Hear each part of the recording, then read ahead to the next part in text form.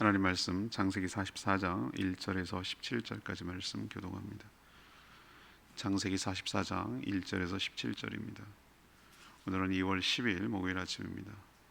2월 10일자 본문 창세기 44장 1절에서 17절까지 말씀 교독하겠습니다.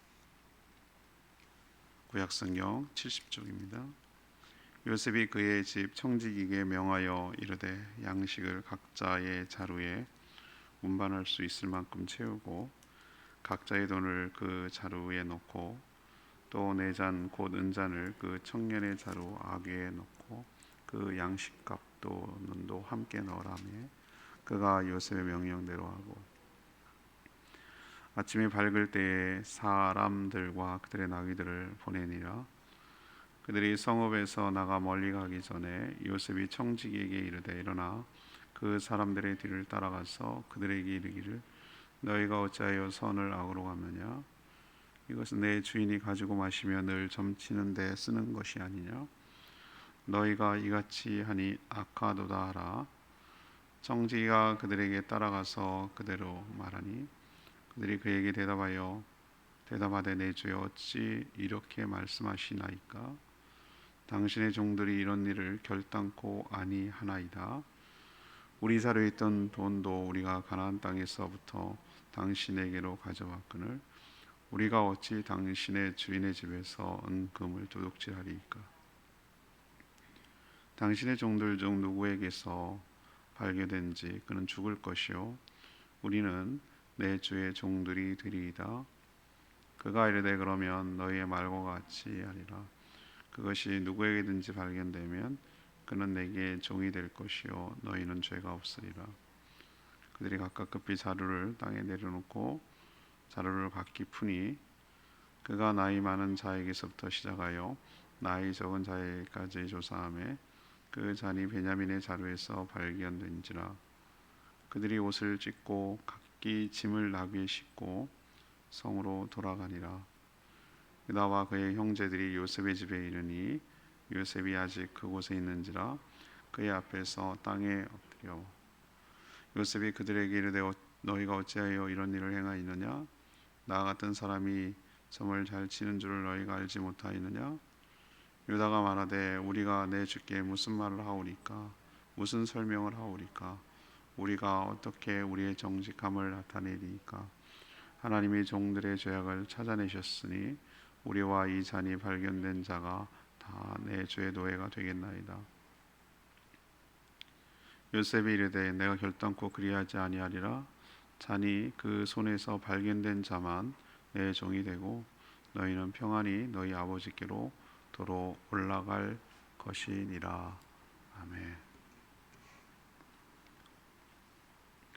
요셉은 집으로 돌아가는 형제들을 마지막으로 시험하는 장면이 오늘 내용입니다. 베냐민 자루에 은잔을 넣어 도둑으로 몰아가는 것이죠. 형제들은 처음에는 엄청 당당했으나 베냐민 자루에서 은잔이 발견됐죠. 그러자 옷을 찢고 다시 돌아와 요셉 앞에 엎드리게 됐습니다.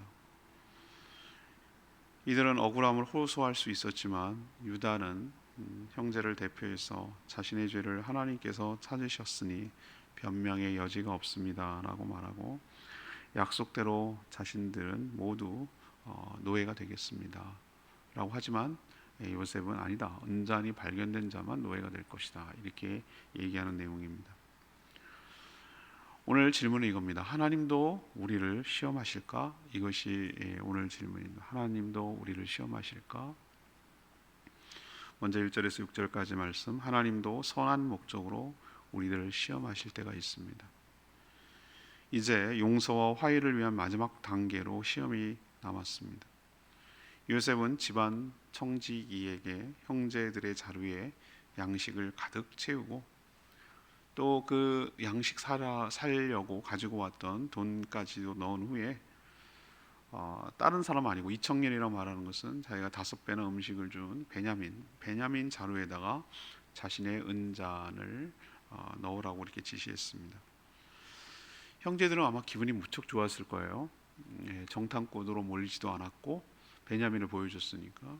그리고 시몬, 볼모로 잡혀있던 시몬도 풀려났고, 또 양식도 샀고, 그러면 이제 다 된 거죠. 그래서 기분 좋게 이렇게, 또 거기다가 또 요셉 총리, 정탐꾼으로 자기를 몰았던 요셉 총리에게까지, 집에까지 그것도 가서 잘 대접받고 모든 게 잘 풀린 거예요.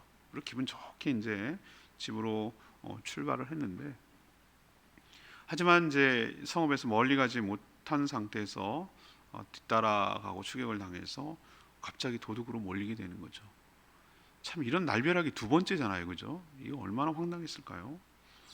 청지기가 따라가서 요셉의 지시대로 지금 연기를 하는 거예요. 너희들이 선을 악으로 갚았다. 맞죠? 이대로 하면 진짜 맞는 말이에요. 그렇게 잘해주고 말이죠, 대접까지 해주고 이랬는데 은잔을 훔쳐, 뭐 그것도 주인이 귀하게 여기고 요셉이 점쳤다는 게 아니라 그 당시에 요셉의 정체를 모르니까 그만큼 뭐죠? 그 사람에게는 소중한 물건, 그런 의미로 그렇게 말한 것이, 요셉이 무슨 점을치 그런 사람은 아니라는 거 우리는 다 알고 있지만, 그 사람 형제들 압박하기 위해서 이런 표현을 쓰는 것이죠. 왜 중요한 물건인 은잔을 훔쳤느냐, 이렇게 책망을 한 거예요. 우리는요, 요셉의 형제들은 이런 황당하고 날벼락 같은 얘기가 없겠지만 우리는 알고 있잖아요. 우리는 이렇게 멀리 떨어져서, 이 당사자도 아니고 이렇게 하나 이렇게 멀리 떨어져서 이렇게 보면 이게 요셉의 시험이라는 걸 다 알고 있잖아요, 우리는. 근데 당하는 형제들은 그걸 알까요? 모르죠. 억울했겠죠. 황당하겠죠. 놀랐겠죠. 왜 이런 일이, 뭐 이런 여러 가지 생각이 들었을 거예요. 요셉은 왜 이런 일을 했죠? 진짜 여러분 궁금하지 않으세요? 요셉이 왜 이렇게 자꾸 형제들을 테스트하죠? 이거는 최종 테스트인데요, 이겁니다. 베냐민이 딱 지목했어요. 일부러 베냐민에게만 자루에다가 은잔을 넣으라고 그랬어요. 베냐민이 도둑으로 몰려서 베냐민이 지금 노예가 될 상황이 된 거예요. 이제 그렇게 몰릴 경우, 그걸 빌미로 잡으면, 억류하면 이렇게 될 경우 다른 형제들이 어떻게 반응하는지가 궁금한 거예요. 나머지 형제들이 어떻게 이런 상황에서 반응하고 대처하는지가 궁금했던 거예요. 왜 그게 궁금하죠? 자기 얘기잖아요. 자기가 전 22년 전이죠. 거의 22년 전일 거예요.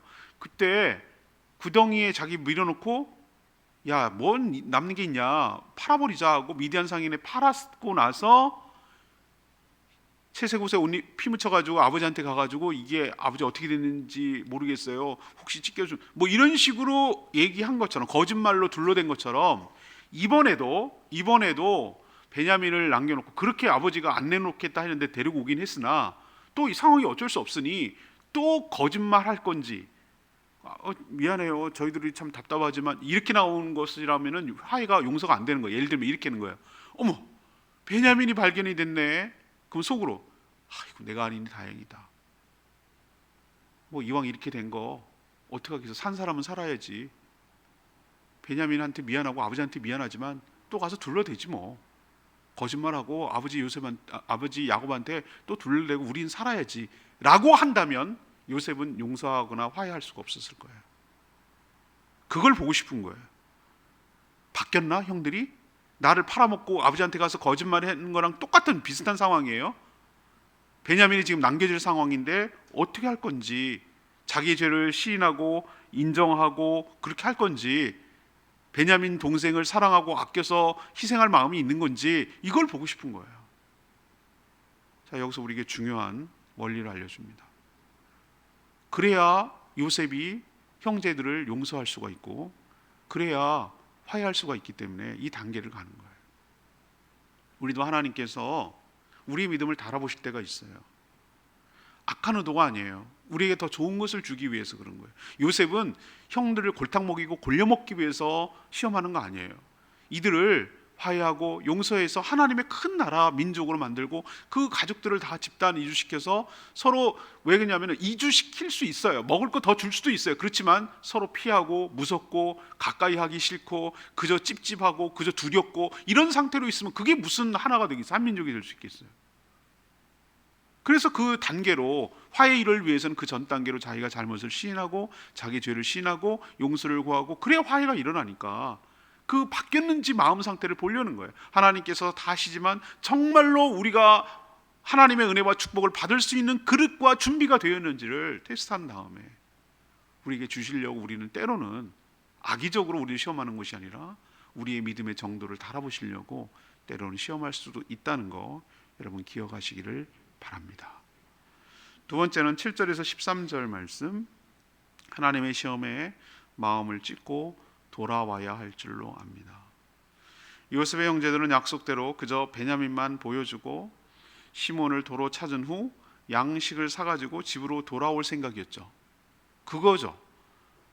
잘 됐죠. 그리고 근데 또 뜻밖의 총리의 환대까지 받았을 때 처음에는 자기를 왜 여기로 데려가나 잡으려고 그러는 거 아닌가 어리둥절했지만 대접받고 잘 뭐 하고 맛있는 거 먹고 또 자기도 선물도 갖다 드리고 아주 기분 좋게 우호적으로 잘 끝났잖아요.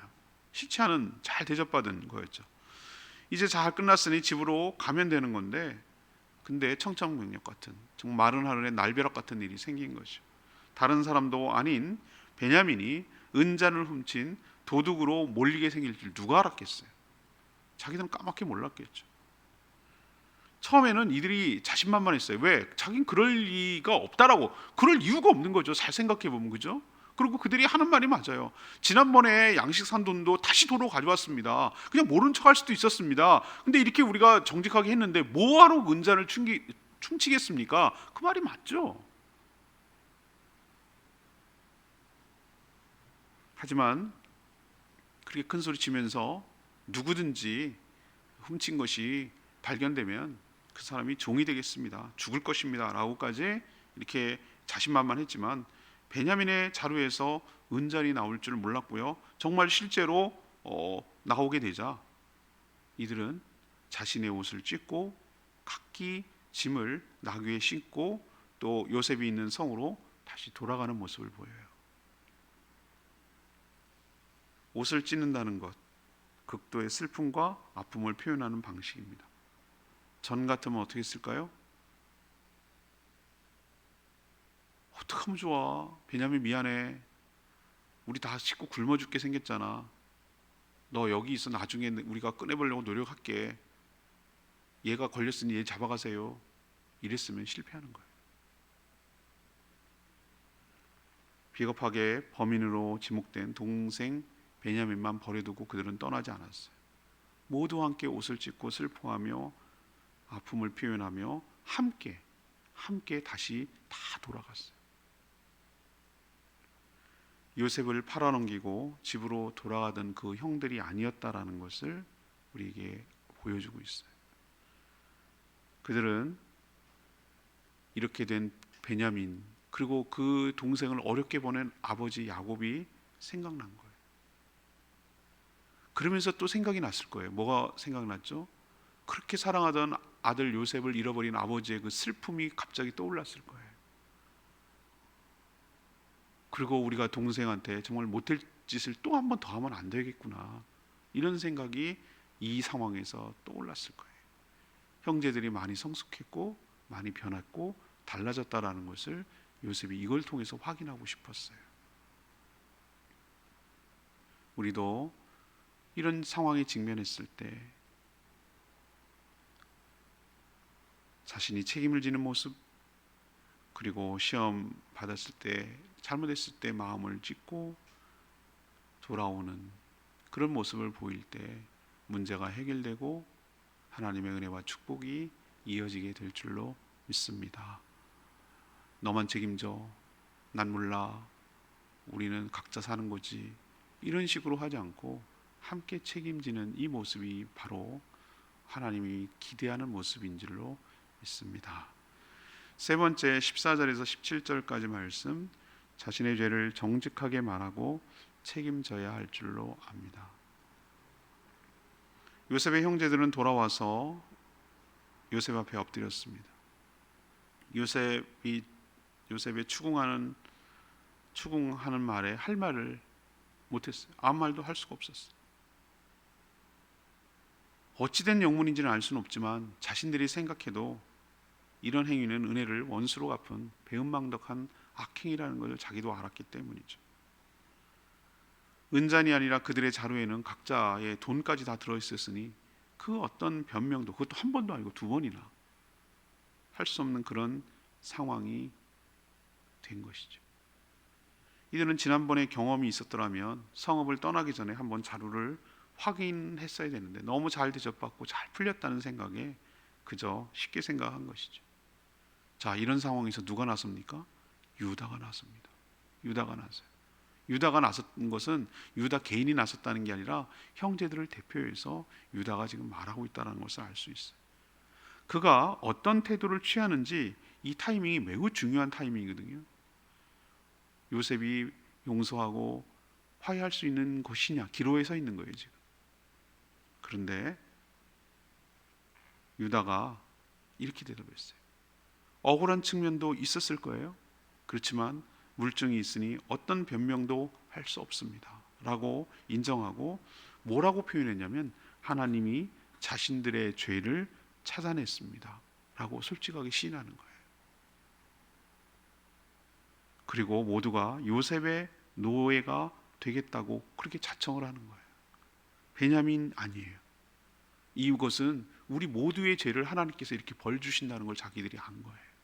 자기가 요셉, 옛날에는 22년 전에 요셉한테 우리가 정말로 잘못한 짓을 이렇게 와서 벌을 받는구나. 은잔이 발견된 베냐민만 책임질 문제가 아니라 이건 우리의 죄값을 받아야 될 일이구나. 이렇게 그들이 얘기하고 있는 것을 유다가 대표로 말하는 것뿐이에요. 자신의 잘못을 인정하며 거기에 합당한 책임을 지려는 그런 태도를 보인 것이죠. 자, 바로 이런 태도야말로 용서와 화해를 만드는 시작점인 줄로 있습니다. 우리도 마찬가지예요. 어떤 일이 있을 때 자신의 죄를 정직하게 말하고 또 그 잘못에 대해서 책임지려는 자세를 취할 때 문제가 풀리고 해결될 줄로 믿습니다. 저는 오늘 레마의 말씀이 16절에 있는 말씀, 유다가 말하되 우리가 내 주께 무슨 말을 하오리이까, 무슨 설명을 하오리이까, 우리가 어떻게 우리의 정직함을 나타내리이까, 하나님이 종들의 죄를 찾아내셨으니 우리와 이 잔에 발견된 자가 다 내 주의 노예가 되겠나이다. 12명의 아들, 이들은 다 나중에 12지파가 되죠. 근데 왜 루벤이 장자잖아요. 근데 왜 유다가 장자가 아님에도 큰 축복을 유다가 받았는지 알 수 있어요. 저는 이 대목 같아요. 그런 여러분이 잘 알다시피 36장인가요? 거기 보면은 다말 사건 아시죠? 유다만 한편의 부록처럼 이게 중간에 요셉 이야기의 중간에 껴있는 얘기가 유다와 그 다말 사건이잖아요. 그에서 베레스 세라가 낳는 며느리 사이에서 아주 희한한 해괴망측한 그런 거 보면 허물이 얼마나 큰 사람인지 알 수 있잖아요. 그런데 그때도 벌써 뭐라고 그랬습니까? 변명하고 합리화하고 핑계대고 이렇게 할 수 있었는데 자기가 잘못했다고, 자기의 불찰이라고 이렇게 얘기하잖아요. 자기의 죄를 솔직하게 시인하고 책임질 줄 아는 그런 태도를 취했어요. 왜 유다가 나섭니까? 아버지에게 약속한 게 있거든요. 아버지한테 뭐라고 그랬어요? 야곱한테 내가 이 아이 베냐민을 책임지고 데려오겠습니다. 만약에 책임지지 못하면, 못 데려오면 내 목숨을 대신하겠습니다. 담보물로 삼겠습니다 라고 약속한 거예요. 그 약속을, 지금 그 책임을 다하고 있는 것이죠. 지금 일어나고 있는 일을 하나님의 역사라고 본 거예요. 그렇구나, 내가 책임질 상황이 됐구나. 이건 하나님이 이런 상황을, 내가 말하는 것이 안 일어나길 바랬지만 일어났을 때 내가 기꺼이 그것을 책임을 져야 되는 거구나 라고 유다가 느꼈기 때문에 이렇게 말할 수가 있는 것이죠. 우리도 이런 상황이 됐을 때 정직하고 겸손하게 책임지는 자세를 취할 때 하나님께서 그것을 귀하게 여기시고 은혜 내주시고 축복하여 주실 줄 믿습니다. 오늘 말씀 붙들고 기도하기 전에 찬양집 464장 부르고 기도하는 시간 갖겠습니다. 찬양집 464장.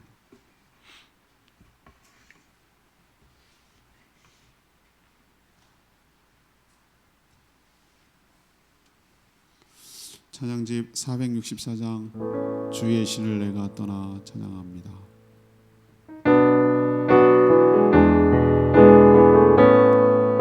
주의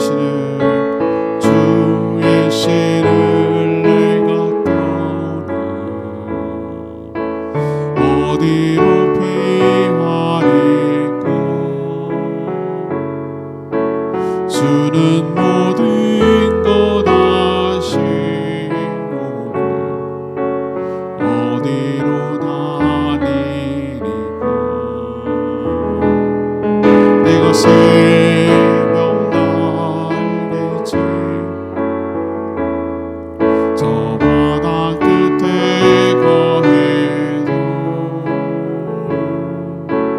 어둠도 숨기지 못하리라. 주님의 손이 나를 인도해. 주님은 내 모든 것을 지으신 분이시니 주님의 위대하심을 내가 고백하리라. 주의 신을 내가 떠나 어디로 가리까. 주는 모든 것 아시오니 어디로 다니리까. 내가 새벽 날개치고 저 바다 끝에 거해도 어둠도 숨기지 못하리라. 주님의 손이 나를 인도해. 그렇습니다. 우리가 하나님 손을 어떻게 피할 수가 있겠어요? 어딜 가면 하나님의 손에 벗어날 수가 있겠어요? 피한다고 덮는다고 해결될 문제가 아니라 정직하게 직면하고 그 문제를 끄집어내고 자신의 잘못을 시인하고 자신을 돌아볼 때 하나님께서 그 문제를 해결하여 주시고 더 좋은 방향으로 이끌어 주실 줄로 믿습니다.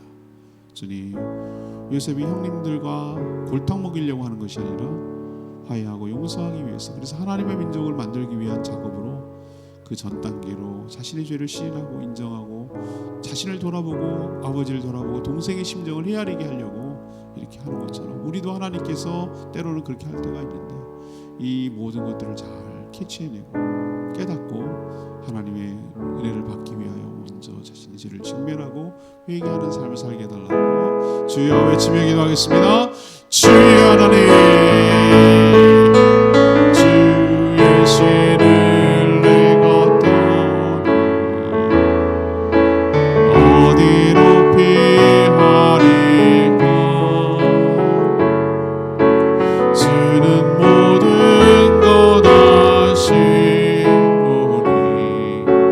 어디로 다니리까. 내가 새벽 날개치고 저 바다 끝에 거해도 어둠도 숨기지 못하리라. 주님의 손이 나를 인도해. 주님은 내 모든 것을 지으신 분이시니 주님의 위대하심을 내가 고백하리라. 주의 신을 내가 떠나 어디로 피하리까. 주님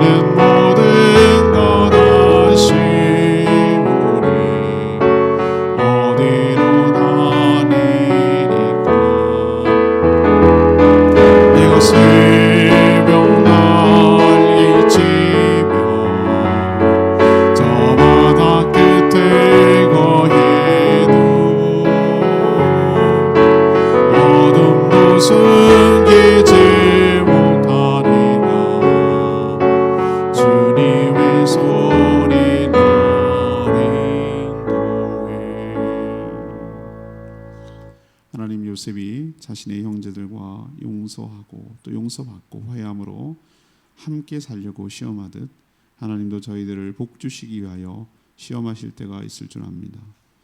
이런 시험을 통해 자신의 잘못을 보게 하고 겸손하고 정직하게 자신의 죄를 시인하고 용서를 구하게 하여 주시옵소서.